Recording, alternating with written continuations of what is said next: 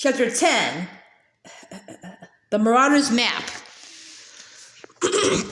Madame Pomfrey insisted on keeping Harry in the hospital wing for the rest of the weekend. He didn't argue or complain, but he wouldn't let her throw away the shattered remnants of his Nimbus 2000.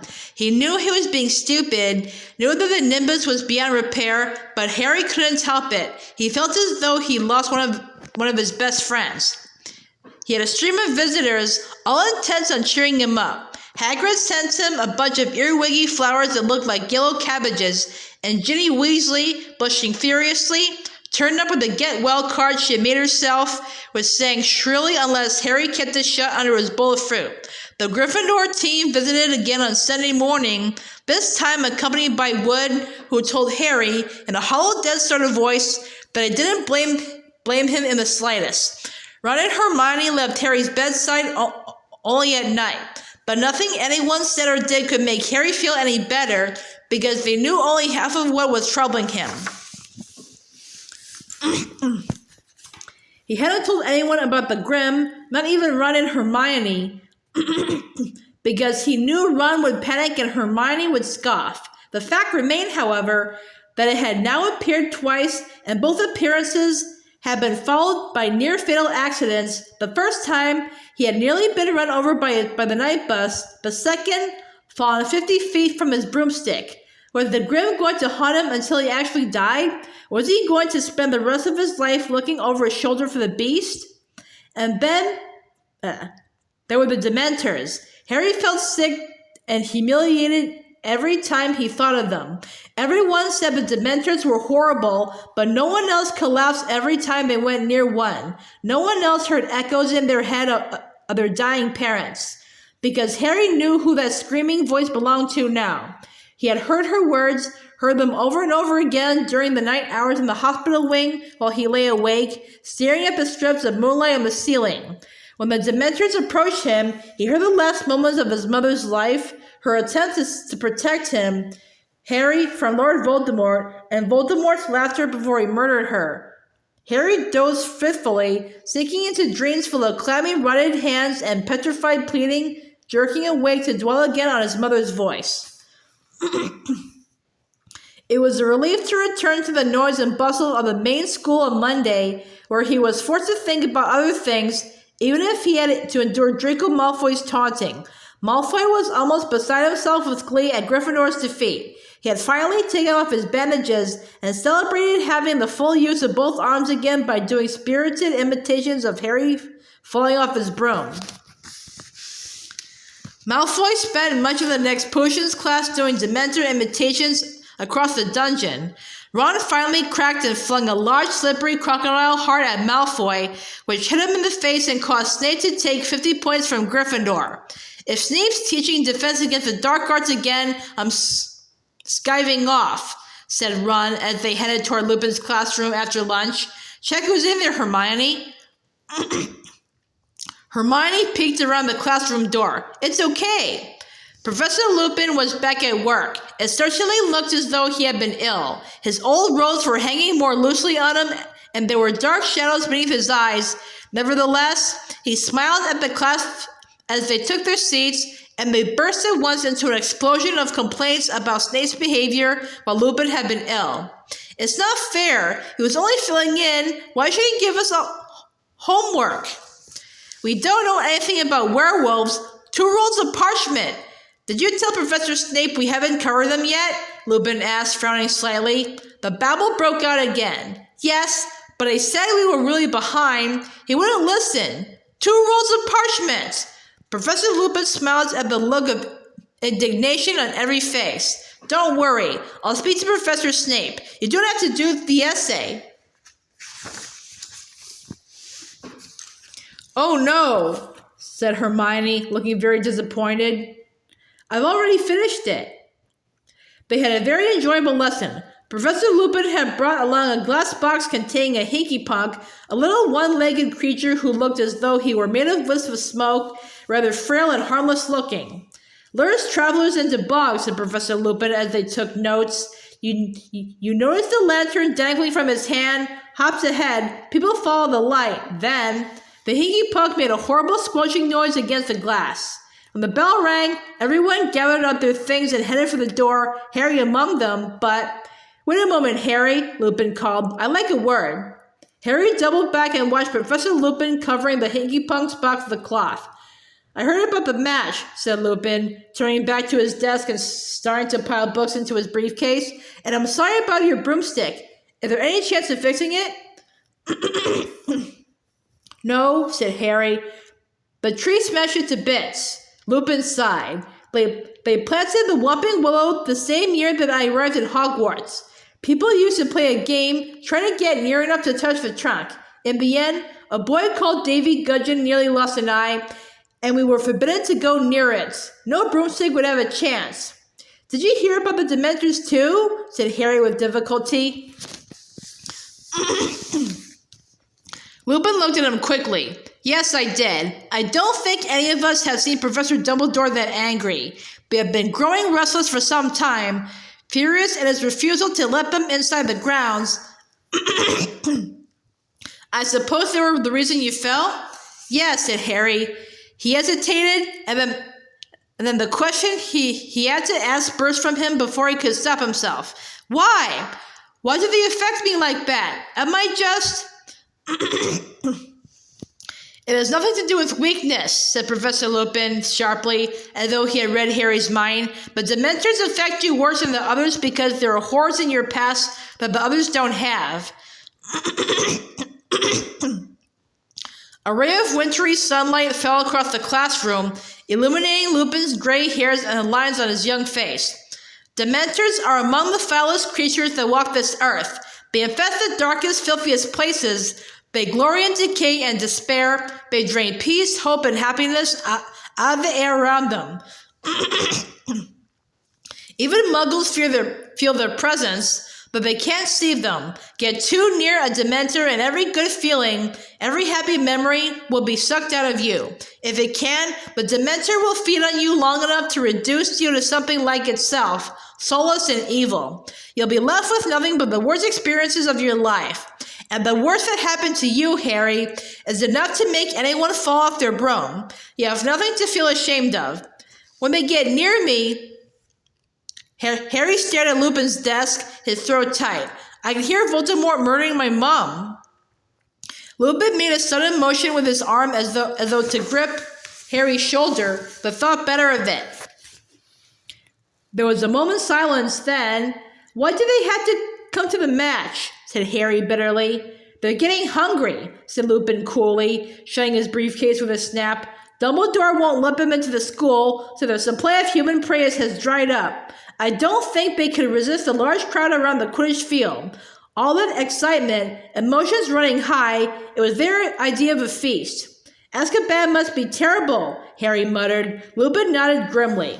The fortress is set on a tiny island way out to sea, but they don't need walls and water to keep the prisoners in, not when they're all trapped inside their own heads, incapable of a single cheerful thought. Most of them go mad within weeks. But Sirius Black escaped from them, Harry said slowly. He got away. Lupin's briefcase slipped from the desk. He had to stoop quickly to catch it. Yes, he said, straightening up. Black must have found a way to fight them. I wouldn't have believed it possible. Dementors are supposed to drain a wizard of his powers if he is left with them too long. You made that Dementor on the train back off, said Harry suddenly. There are certain defenses one can use, said Lupin, but there was only one Dementor on the train. The more there are, the more difficult it becomes to resist. What defenses? Said Harry at once. Can you teach me? I don't pretend to be an expert on fighting Dementors, Harry. Quite the contrary. But if the Dementors come to another Quidditch match, I need to be able to fight them. Lupin looked into Harry's determined face, hesitated, then said, Well, all right, I'll try and help. But it'll have to wait until next term, I'm afraid. I have a lot to do before the holidays. I chose a very inconvenient time to fall ill. What with the promise of anti-Dementor lessons from Lupin, the thought that he might never have to hear his mother's death again, and the fact that Ravenclaw, Flat, and Hufflepuff in their Quidditch match at the end of November, Harry's mood took a definite upturn. Gryffindor were not out of the running out of the running after all, although they could not afford to lose another match. Wood became repossessed of his manic energy and worked his team as hard as ever in the chilly haze of rain that persisted into December. Harry saw no hint of a Dementor within the grounds. Dumbledore's anger seemed to be keeping them at their stations at the entrances.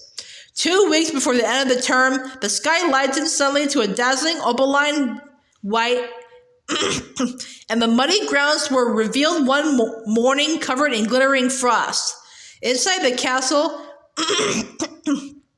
there was a buzz of Christmas in the air. Professor Flitwick, the charms teacher, had already decorated his classroom with shimmering lights that turned out to be real fluttering fairies. The students were all happily discussing their plans for the holidays.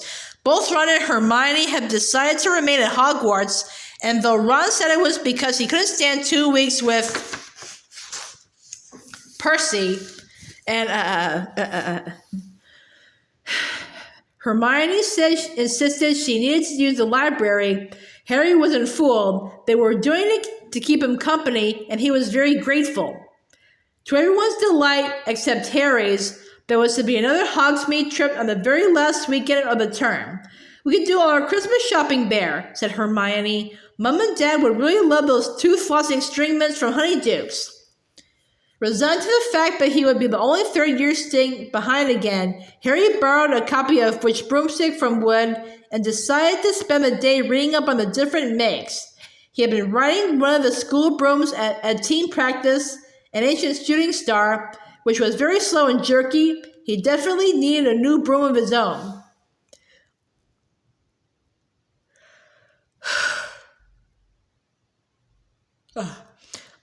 On the Saturday morning of the Hogsmeade trip, Harry bid goodbye to Ron and Hermione, who were wrapped in cloaks and scarves, then turned up the marble staircase alone and headed back toward Gryffindor Tower. Snow had started to fall outside the windows, and the castle was very still and quiet. "Psst, Harry!" He turned halfway along the third-floor corridor to see Fred and George peering out at him from behind a statue of a humpbacked, one-eyed witch. "What are you doing?" said Harry curiously. "How come you're not going to Hogsmeade?" "We've come to give you a bit of festive cheer before we go," said Fred with a mysterious wink. "Come in here." He nodded toward an empty classroom to the left of the one-eyed statue. Harry followed Fred and George inside. George closed the door quietly and then turned, beaming, to look at Harry. "Early Christmas present for you, Harry," he said. Fred pulled something from inside his cloak with a flourish and laid it on one of the desks. It was a large, square, very worn piece of parchment with nothing written on it. Harry, suspecting one of Fred and George's jokes, stared at it. "What's that supposed to be?" "This, Harry, is the secret of our success," said George, patting the parchment fondly. "It's a wrench giving it to you," said Fred, "but we decided last night your need's greater than ours." "Anyway, we knew it by heart," said George. "We bequeath it to you. We don't really need it anymore." "And what do I need with a bit of old parchment?" said Harry. "A bit of old parchment," said Fred, closing his eyes with a grimace as though Harry had mortally offended him. "Explain, George." "Well, when we were in our first year, Harry, young, carefree, and innocent," Harry snorted.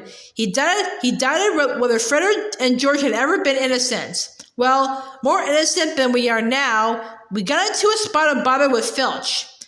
We let off a dung bum in the corridor and it upset him for some reason, so he hauled us off to his office and started threatening us with the usual detention, disembowelment, and we couldn't help noticing a drawer in one of his filing cabinets marked confiscated and highly dangerous." "Don't tell me," said Harry, starting to grin. "Well,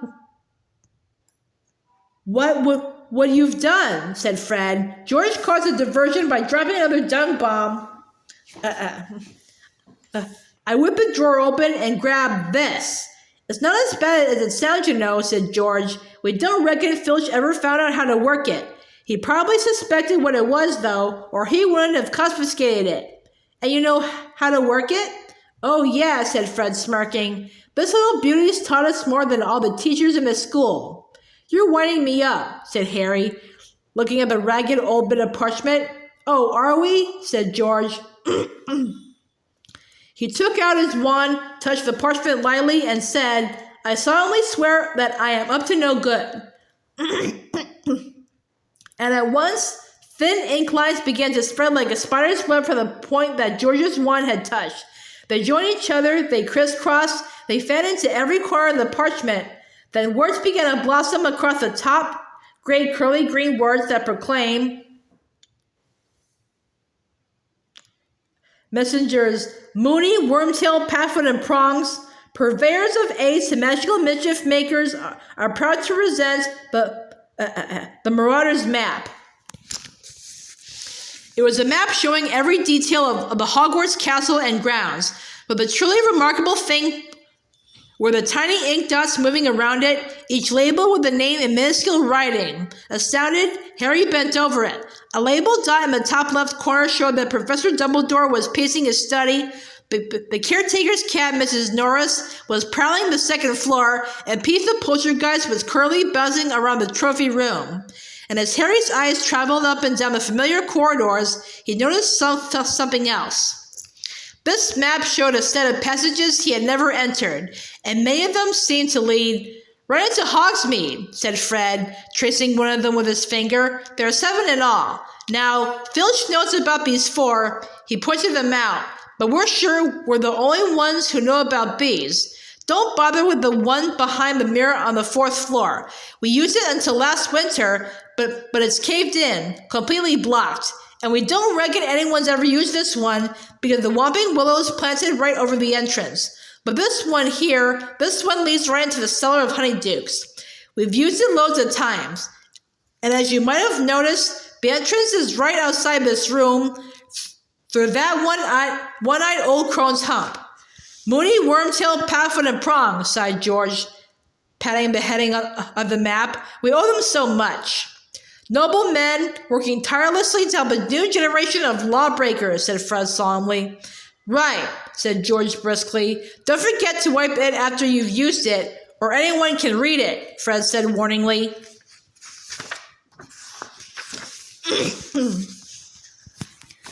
Just tap it again and say, mischief managed, and it'll go blank. So, young Harry, said Fred, in an uncanny impersonation of Percy, mind you behave yourself. See you in Honeydukes, said George, winking. They left the room, both smirking in a satisfied sort of way. Harry stood there, gazing at the miraculous map. He watched the tiny ink Mrs. Norris turn left and paused to sniff at something on the floor. If Filch really didn't know, he wouldn't have had to pass the Dementors at all. But even as he stood there, flooded with excitement, something Harry had once heard Mr. Weasley say came floating out of his memory. Never trust anything that can think for itself if you can't see where it keeps its brain. This map was one of those dangerous magical objects Mr. Weasley had been warning against. Aids for magical mischief makers, but Ben, Harry reasoned, he only wanted to use it to get into Hogsmeade. It wasn't as though he wanted to steal anything or attack anyone, and Fred and George had been using it for years without anything horrible happening. Harry traced the secret passage to Honeydukes with his finger. Then, quite suddenly, as though following orders, he rolled up the map, stuffed it inside his robes, and hurried to the door of the classroom. He opened it a couple of inches. There was no one outside. Very carefully, he edged out of the room and behind the statue of the one-eyed witch. What did he have to do? He pulled out the map again and saw, to his astonishment, that a new ink figure had appeared upon it, labeled Harry Potter. This figure was standing exactly where the real Harry was standing, about halfway down the 3rd floor corridor. Harry watched carefully. His little ink self appeared to be tapping the witch with his minute wand. Harry quickly took out his real wand and tapped the statue. Nothing happened. He looked back at the map. The tiniest speech bubble had appeared next to his figure. The word inside said, Descendium. Descendium, Harry whispered, tapping the stone witch again. At once, the statue's hump opened wide enough to admit a fairly thin person. Harry glanced quickly up and down the corridor, then tucked the map away again, hoisted himself into the hole head first, and pushed himself forward. He slid a considerable way down what felt like a stone slide, then landed on cold, damp earth. He stood up, looked around. It was pitch dark. He held up his wand, muttered, Lumos. and saw that he was in a very narrow, low, earthy passageway. He raced the map, tapped it with the tip of his wand, and muttered, "Mischief managed." The map went blank at once. He folded it carefully, tucked it inside his robes, then, heart beating fast, both excited and apprehensive, he set off. The passage twisted and turned, more like the burrow of a giant rabbit than anything else. Harry hurried along it, stumbling now and then on the uneven floor, holding his wand out in front of him. It took ages, but Harry had the thought of Honeydukes to sustain him. After what felt like an hour, the passage began to rise. Panting, Harry sped up, his face hot, his feet very cold.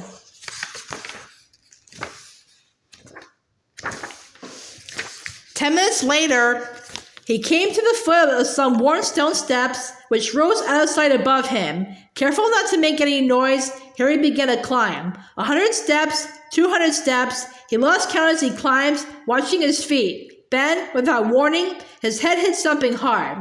It seemed to be a trapdoor. Harry stood there, massaging the top of his head, listening. He couldn't hear any sounds above him. Very slowly, he pushed the trapdoor open and peered over the edge. He was in a cellar, which was full of wooden crates and boxes. Harry climbed out of the trapdoor and replaced it. It blended so perfectly with the dusty floor that it was impossible to tell it was there. Harry crept slowly toward the wooden staircase that led upstairs. Now he could definitely hear voices, not to mention the tinkle of a bell and the opening and shutting of a door. Wondering what he ought to do, he suddenly heard a door open much closer at hand. Somebody was about to come downstairs. "And get another box of jelly slugs, dear. They've nearly cleaned us out," said a woman's voice. A pair of feet was coming down the staircase. Harry left behind an enormous crate and waited for the footstep to pass. He heard the man shifting boxes against the opposite wall. He might not get another chance. Quickly and silently, Harry dodged out from his hiding place and climbed the stairs. Looking back, he saw an enormous backside and shining bald head buried in a box. Harry reached the door at the top of the stairs, slipped through it, and found himself behind the counter of Honeydukes. He ducked, crept sideways, and then straightened up. Honeydukes was so crowded with Hogwarts students that no one looked twice at Harry. He edged among them, looking around, and suppressed a laugh as he imagined the look that would spread over Dudley's piggy face if he could see where Harry was now. There were shelves upon shelves of the most succulent-looking sweets imaginable. Creamy chunks of nougat, shimmering pink squares of coconut ice, fat honey-colored toffees, hundreds of different kinds of chocolate in neat rows. There was a large barrel of every flavor beans, another of fizzing whiz-bees, the levitating sherbet balls that Ron had mentioned. Along yet another wall were special effects sweets. Drooble's best blowing gum, which filled the room with bluebell-colored bubbles that refused to pop for days. The strange, splintery, tooth-flossing string mints. Tiny black pepper imps. Breathe fire for your friends. Ice mice. Hear your teeth chatter and squeak. Peppermint cream shaped like toads. Hop realistically in the stomach. Fragile sugar-spun quills and exploding bonbons. Harry squeezed himself through a crowd of 6 years and saw a sign hanging in the farthest corner of the shop. Unusual taste.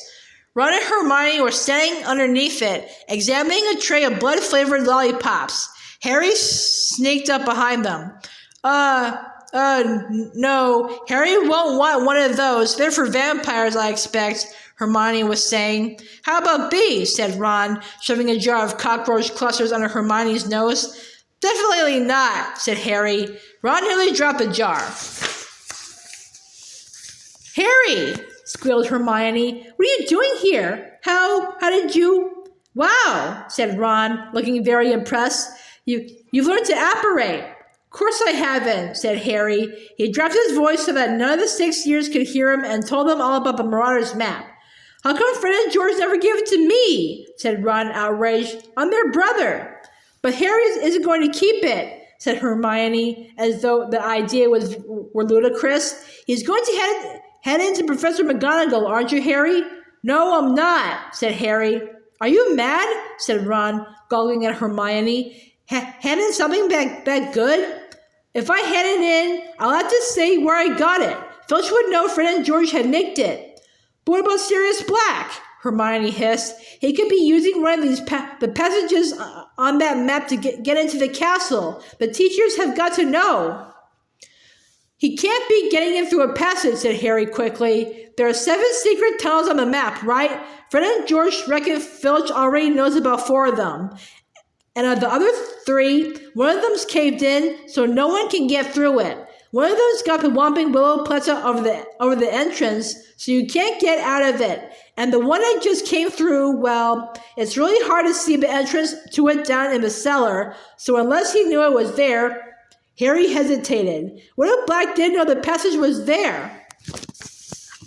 Ron, however, cleared his throat significantly and pointed to a notice pasted on the inside of the sweet shop door. By order of the Ministry of Magic, customers are reminded that until further notice, Dementors will be patrolling the streets of Hogsmeade every night after sundown. This measure has been put in place for the safety of Hogsmeade residents and will be lifted upon the recapture of Sirius Black.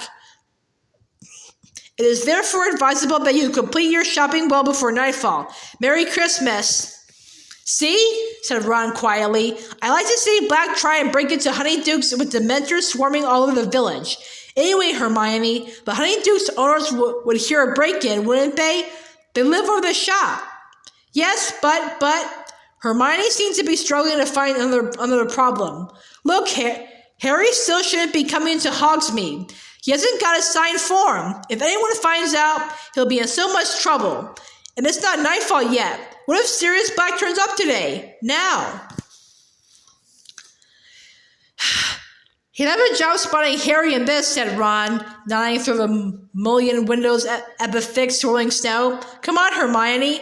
It's Christmas. Harry deserves a break. Hermione bit her lip, looking extremely worried.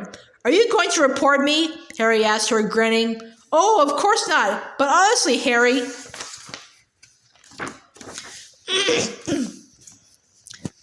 Seen the fizzing Whizbees, Harry? Said Ron, grabbing him and leading him over to the barrel. And the jelly slugs? And the acid pops? Fred gave me one of those when I was 7. It burned a hole, right through my tongue. I remember Mum walloping him with her broomstick. Ron stared broodingly into the acid pop box. Reckon Fred would take a bit of cockroach cluster if I told him they were peanuts? When Ron and Hermione had paid for all their sweets, the 3 of them left Honeydukes for the blizzard outside. Hogsmeade looked like a Christmas card. The little thatched cottages and shops were all covered in a layer of crisp snow. There were holly wreaths on the doors and strings of enchanted candles hanging in the trees. Harry shivered, unlike the other 2. He didn't have his cloak.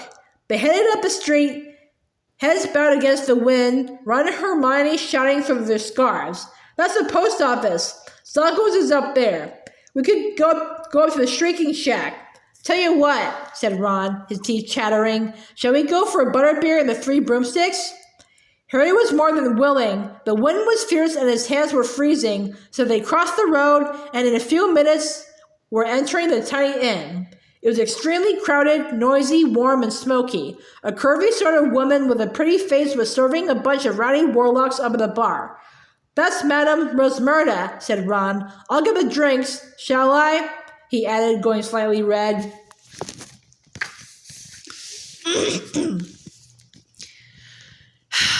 Harry and Hermione made their way to the back of the room, where there was a small vacant table between the window and a handsome Christmas tree, which stood next to a fireplace. Ron came back 5 minutes later, carrying 3 foaming tankards of hot butterbeer. Merry Christmas! He said happily, raising his tankard. Harry drank deeply. It was the most delicious thing he'd ever tasted and seemed to heat every bit of him from the inside. A sudden breeze ruffled his hair. The door of the 3 broomsticks had opened again. Harry looked over the rim of his tankard and choked. Professors McGonagall and Flitwick had just entered the pub with a flurry of snowflakes, shortly followed by Hagrid, who was deep in conversation with a portly man in a lime green bowler hat and a pinstripe cloak. Cornelius Fudge, Minister of Magic. In an instant, Ron and Hermione had both placed hands on the top of Harry's head and forced him off the stool and under the table. Dripping with butterbeer and crouching out of sight, Harry clutched his empty tankard and watched the teachers and Fudge's feet move toward the bar, paused, then turned and walked right toward him. Somewhere above him, Hermione whispered,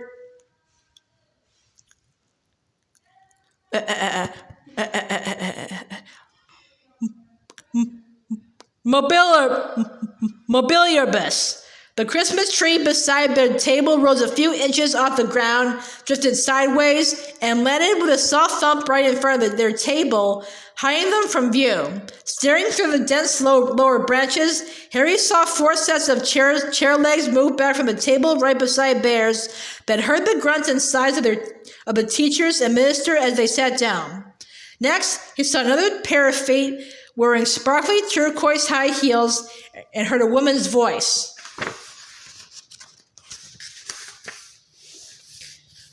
A small gilly water, mine, said Professor McGonagall's voice. 4 pints of mulled mead, ta, Rosmerta, said Hagrid. A cherry syrup and soda with ice and umbrella, said Professor Flitwick, smacking his lips.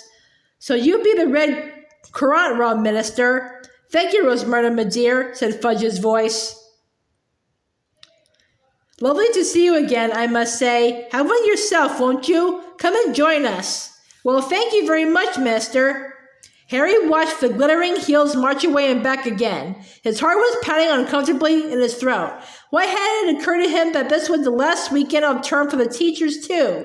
And how long were they going to sit there? He needed time to sneak back into Honeyduke's if he wanted to return to school tonight. Hermione's leg gave a nervous twitch next to him. So, what brings you to this neck of the woods, mister? Came Madame Rosmerta's voice. Harry saw the lower part of Fudge's thick body twist in his chair as though he were checking for eavesdroppers. Then he said in a quiet voice, What else, my dear, but Sirius Black? I dare say you heard what happened up at the school at Halloween? I did hear a rumor, admitted Madame Rosmerta. Did you tell the whole pub, Hagrid? Said Professor McGonagall exasperatedly. Do you think Black's still the area, minister? Whispered Madame Rosmerta. I'm sure of it, said Fudge shortly. You know that the Dementors have searched the whole village twice, said Madame Rosmerta, a slight edge into her voice. Scared all my customers away. It's very bad for business, minister. Rosmerta, my dear, I don't like them any more than you do, said Fudge uncomfortably. Necessary precaution, unfortunate, but there you are. I just met some of them. They're in fury against Dumbledore. He won't let them inside the castle grounds.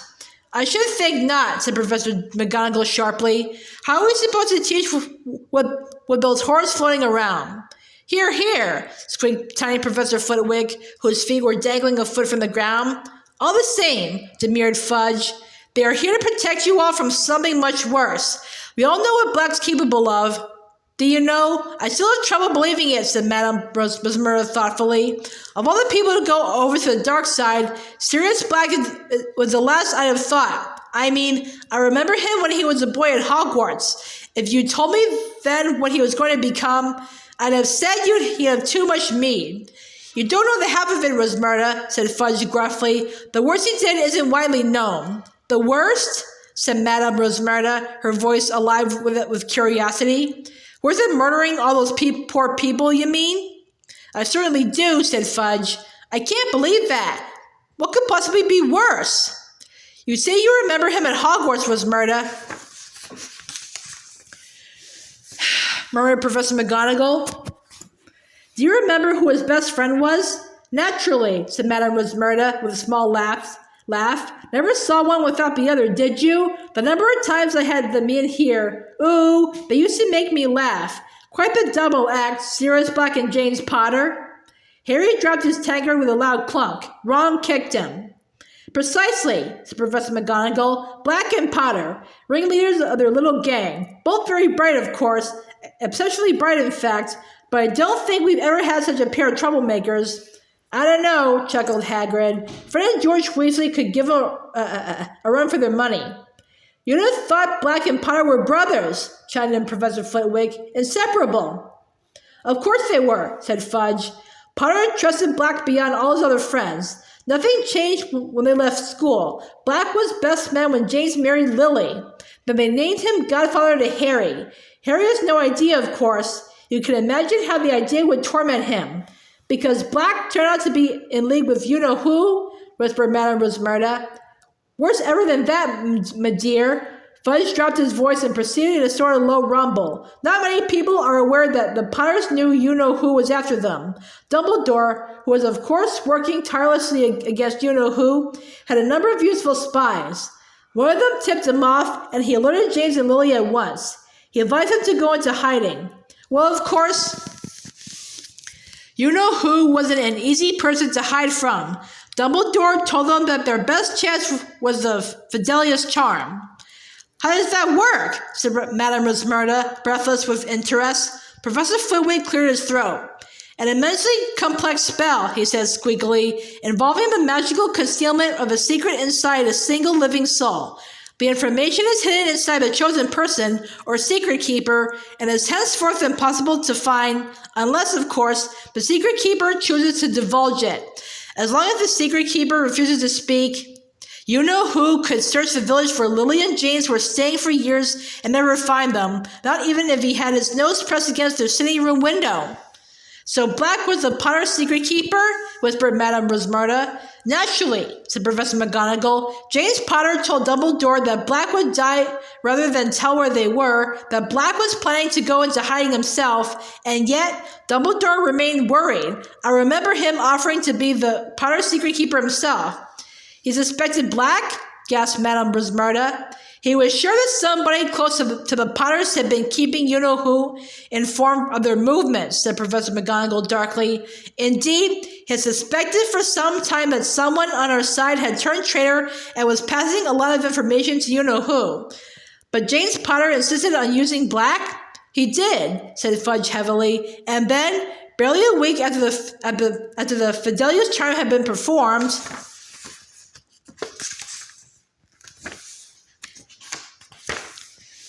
Black betrayed them? Breathed Madame Rosmerta. He did indeed. Black was tired of his double agent role. He was ready to declare his support openly for you-know-who, and he seems to have planned this for the moment of the Potter's death. But as we all know, you-know-who met his downfall in little Harry Potter. Powers gone, horribly weakened, he fled, and this left Black in a very nasty position indeed. His master had fallen at the very moment when he, Black, had shown his true colors as a traitor. He had no choice but to run for it. Filthy, stinking turncoat, Hagrid said, so loudly that half the bar went quiet. Shh, said Professor McGonagall. I met him, growled Hagrid. I must have been the last to see him before he killed all them people. It was me who rescued Harry from Lily and James's house after they was killed. Just got him out of the ruins, poor little thing. With the great slash across his forehead and his parents dead, and Sirius Black turns up on the flying motorbike he used to ride. Never occurred to me what he was doing there. I didn't know he'd been Lily and James's secret keeper. But we just heard the news of a you-know-who's attack and come to see what he could do. White and shaken he was, and you know what I did? I comforted the murdering traitor, Hagrid warned.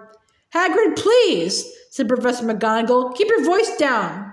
How was I to know he wasn't upset about Lily and James? It was you-know-who he cared about. And then he says, give Harry to me, Hagrid. I'm his godfather. I'll look after him. Ha! But I had me orders from Dumbledore, and I told Black no. Dumbledore said Harry was to go to his aunt and uncle's. Black argued, but in the end he gave in. Told me to take his motorbike to get Harry there. I won't need it anymore, he says. I should have known there was something fishy going on then. He loved that motorbike. What was he giving it to me for? Why wouldn't he need it anymore? Fact was, it was too easy to trace. Dumbledore knew he'd been the Potter's secret keeper. Black knew he was going to have to run for it that night. Knew it was a matter of hours before the ministry was after him. But what if I'd given Harry to him, eh? I bet he'd have pitched him off the bike halfway out to sea. His best friend's son. But when a wizard goes over to the dark side, there's nothing and no one that matters to him anymore.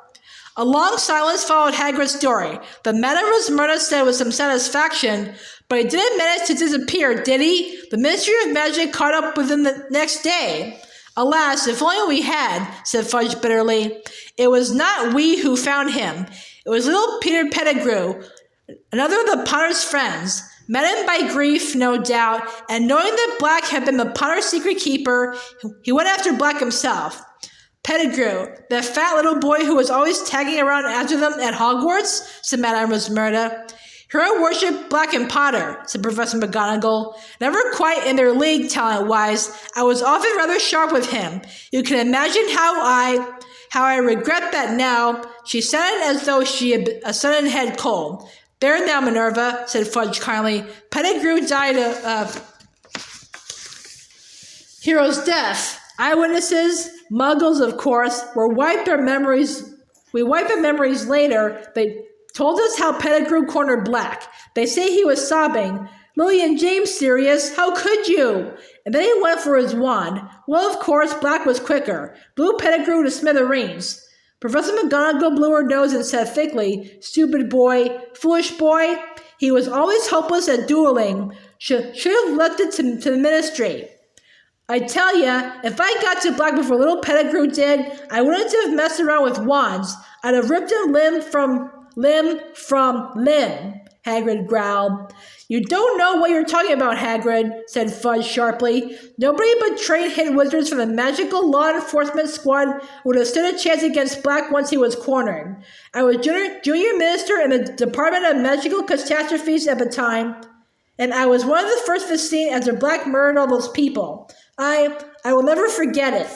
I still dream about it sometimes. A crater in the middle of the street, so deep it had cracked the sewer below. Bodies everywhere, Muggles screaming, and Black standing there laughing with what was left of Pettigrew in front of him, a heap of blood-stained robes and a few fragments.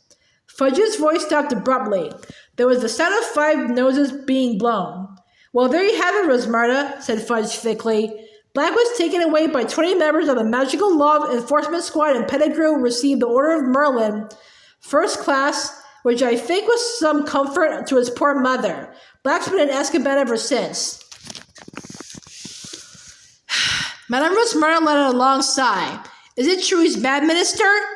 I wish I could say that he was, said Fudge slowly. I certainly believe his master's defeat unhinged him for a while. The murder of Pettigrew and all those Muggles was the action of a cornered and desperate man. Cruel, pointless. Yet, I met Black on my last inspection of Azkaban. You know, most of the prisoners in there sit muttering to themselves in the dark. There's no sense in them, but I was shocked at how normal Black seems. He spoke quite rationally to me. It was unnerving. You'd have thought he was merely bored, asked if I finished with my newspaper, cool as you please, said he missed doing the crossword. Yes, I was astounded at how little effect the Dementors seemed to be having on him. And he was one of the most heavily guarded in the place. You know, Dementors outside his door day and night. But what do you think he's broken out to do? Said Madame Rosmerta. Good gracious, Minister. He isn't trying to rejoin you-know-who, is he?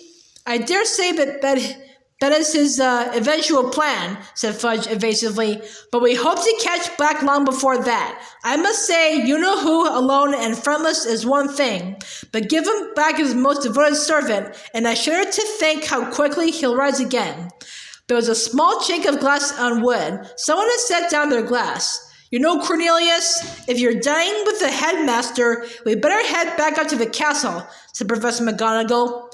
One by one, the pairs of feet in front of Harry took the weight of their owners once more. Hems and cloaks swung into sight, and Madame Rosmerta's glittering heels disappeared behind the bar. The door of the 3 broomsticks opened again. There was another flurry of snow, and the teachers had disappeared. Harry?